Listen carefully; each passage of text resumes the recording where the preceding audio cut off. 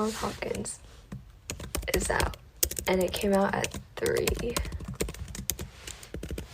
So, logging in. Are you ready? Status update. Oh my god, guys. I'm just now realizing how much I want to go to Brown. I'm so scared. Oh, it's okay, baby. It's okay. Oh my god. Oh my god. What the actual frick? I got in. I got in. Oh my god, I got in. Congratulations, you just got into college. Right. Now, good luck paying for it. Figuring out the financial aid process is hard enough. And this year, it was even worse, thanks to the government's bungled rollout of the federal application for financial student aid. Yeah, that's the dreaded FAFSA form. It was released months late and with mistakes. For example, it didn't account for inflation. And this is a form that millions of students depend on to get the financial aid they need. So the impact this could have on college enrollment is devastating. But figuring out how to pay for college has always been, let's say, uncomfortable. It's kind of like having a financial colonoscopy. That's a parent going through the financial aid ringer for the first time. And she makes a pretty good point. So my name is Caroline Miller. I live in Anchorage, Alaska, and I have a senior in high school. And we are in the waiting process. You can hear it in her voice, how stressed out she is about all of this. It's awful. It is so anxiety inducing. Sometimes it just wakes you up at night, just wondering we aren't just actually financial gurus. We're just hanging on by our fingernails, and we were very nervous about getting it wrong. I wonder why we all do this. I really do. I kind of sometimes think, why didn't we just direct him towards a trade?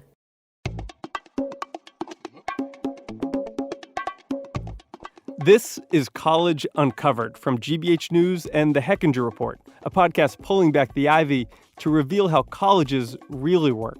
I'm Kirk Carapezza with GBH. And I'm John Marcus at the Hechinger Report. Colleges don't want you to know how they operate. So we're here to show you. In our first season, we helped you navigate the college admissions process. Now we're back to guide you through the even more confusing territory of financial aid. On the way, we'll expose a lot of secrets that you really need to know, and some of the shady ways colleges make their prices seem much lower than they actually are. Today on the show, buyer beware. So, paying for a college education is likely to be among the most expensive purchases that people ever make. Even when you buy a house, every fee and charge has to be broken down for you. But figuring out how much you'll ultimately have to pay for college can be like deciphering a foreign language. The whole point of this episode is how complicated and confusing financial aid is. First, we'll show you about the first step in this process, which is when the college is supposed to tell you how much financial aid you'll get. Then, we'll show you what they do and the language they use to make that much harder than it needs to be.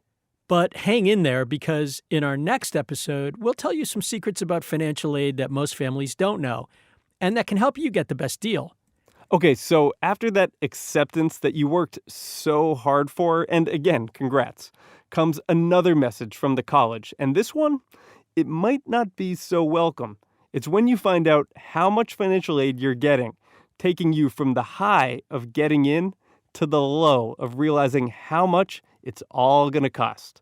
Emily Meyer has already suffered through that with 2 of her kids, and now she has a 3rd one on the way to college. It's an exciting process, and then it's like a heartbreaking process because you don't want to get in somewhere that is a dream school and you can't go because you can't pay for it.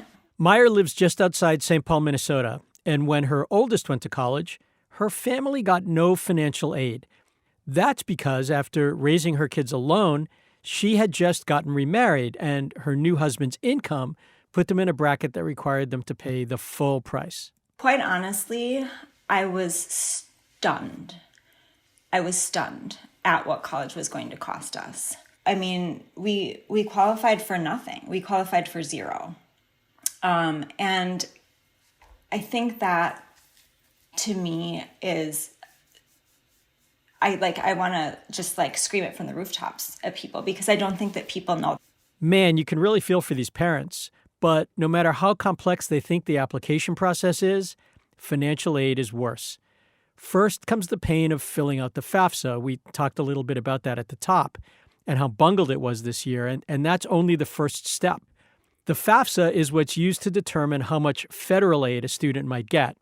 But most colleges also use it to decide how much institutional financial aid to give. By the way, just to make things worse, some private colleges make you fill out yet another form for that purpose. Anyway, all of this information is used by colleges to send you a financial aid offer. It's supposed to tell families what they'll be paying, but it's often just a jumble of jargon. Like when you see on the form that your expected family contribution is 0, don't buy it.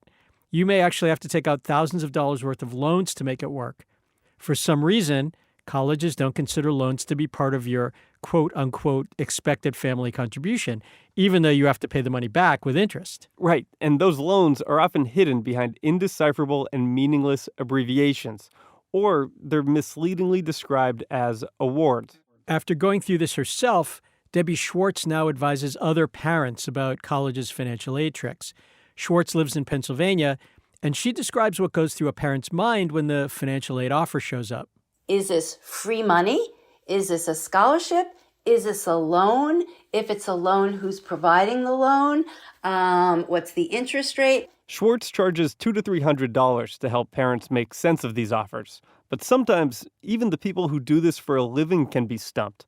When Michelle Jean-Louis got into college, it looked to her like some of the schools were giving her enough financial aid to pay for all of her expenses. I had thought that meant that everything was covered. But upon looking at the offer letters, I would still have to pay $15,000 for room and board. Jean-Louis' offer referred to something called expected costs, and then it referred to something else called estimated costs. Come on, are you kidding me? Nope. And both of those are somehow different from the expected family contribution. There's federal subsidized loan and federal unsubsidized loan. I wasn't sure what that meant, if the unsubsidized or the subsidized meant that I wouldn't have to pay them back. A financial aid officer from her local university volunteered to help her out, and even he was confused. It felt like we were figuring out at the same time, because a lot of times on our Zoom meetings, he would be Googling things. We asked Jean-Louis to take us back through some of the forms she got from all the colleges that accepted her.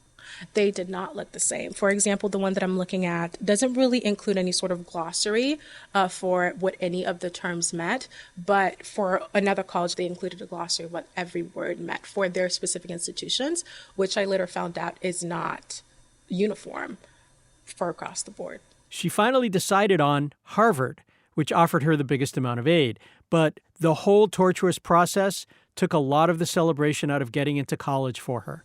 I like to say that applying to college is not the hard part. It's applying to the financial aid. Most students go through this process blind, and a lot of times when you do sign these financial aid offers, you still don't know what you are in for until you get to college and you get the bill.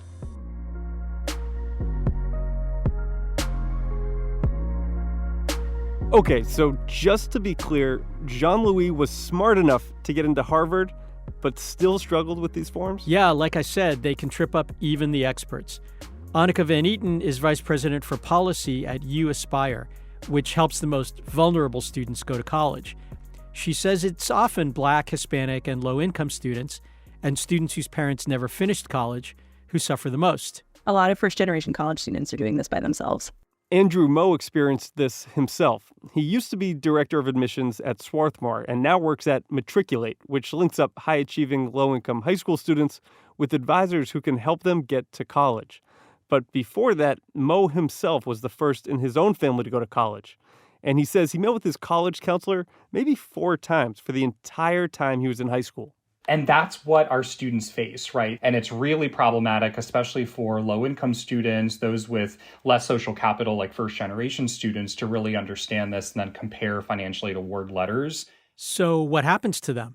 There are some students that they take on this debt or they see these bills and they drop out after a semester or after a year because it just becomes too much. Rachel Fishman says she saw this all the time when she used to volunteer as a financial aid counselor. So when she later started working at the think tank New America, She decided to investigate.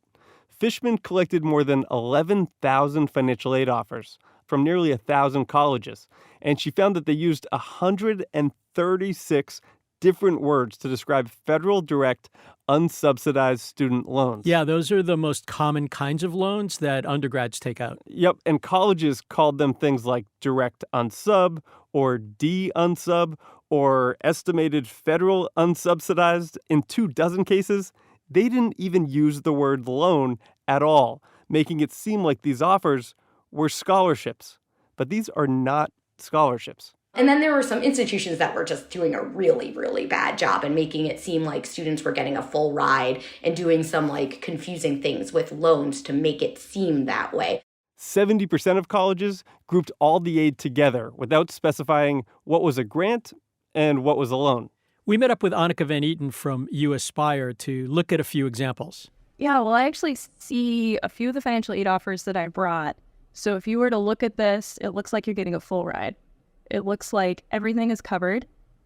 But actually, the specific offer that I'm looking at includes the full complement of loans that the student would take out and actually $16,000 in a Parent Plus loan. So something that looks like a full ride actually includes about over $20,000 in debt. To say this is confusing is an understatement. Yet colleges and universities persist in using these complex forms with wording families don't understand. So is it possible that that's on purpose? That some of these colleges purposely make it harder for a family to realize they have to take out loans or to hide the total cost? Yeah, 100%. That's Andrew Moe again. His organization helps smart low-income students translate terms like EFC, which stands for Expected Family Contribution. EFC is one of those terms that doesn't actually mean what it sounds like, since it usually doesn't include the loans you need to take out. I think most reasonable people, John, would assume that a loan is part of the quote-unquote expected family contribution. But colleges don't look at it that way, which can really trip people up. And I had one really challenging example where a student sent me his letter. It had 0 EFC, so that's 0 estimated family contribution, literally written on the letter. And here he had about $40,000 in loans listed on the letter. And he wrote back and he said, I think I just got a full ride. And I unfortunately had to tell him, no, that would be about $160,000, whatever it might be. And it was written to essentially obscure like what the actual cost is. So a lot of families end up thinking they'll pay less for college than they actually will. You put down your deposit in the spring, and when the bill comes in the fall, you find out, hey, I owe a lot more than I expected. A report from the Government Accountability Office found that half of all financial aid offers from universities and colleges made the total price seem lower than it actually was. And 40% did not include the price at all.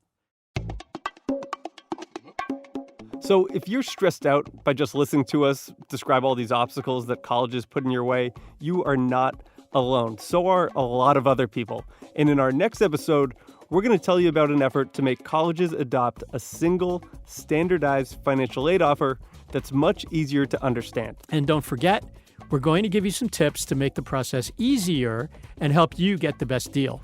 This is College Uncovered from GBH and the Hechinger Report. I'm Kirk Carapezza. And I'm John Marcus. We'd love to hear from you. Send us an email to gbhnewsconnect@wgbh.org and tell us what you want to know about how colleges really operate. And if you're with a college or university, tell us what you think the public should know about higher education. This episode was produced and written by Kirk Carapezza and John Marcus, and it's edited by Jeff Keating. Meg Woolhouse is our supervising editor, and Ellen London is the executive producer. Gary Mott and David Goodman are our mix engineers. We had production assistance from Diane Adame.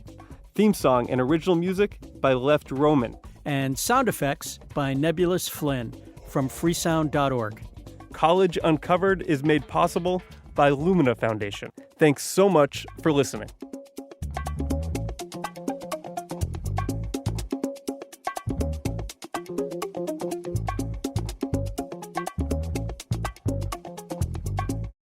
GBH.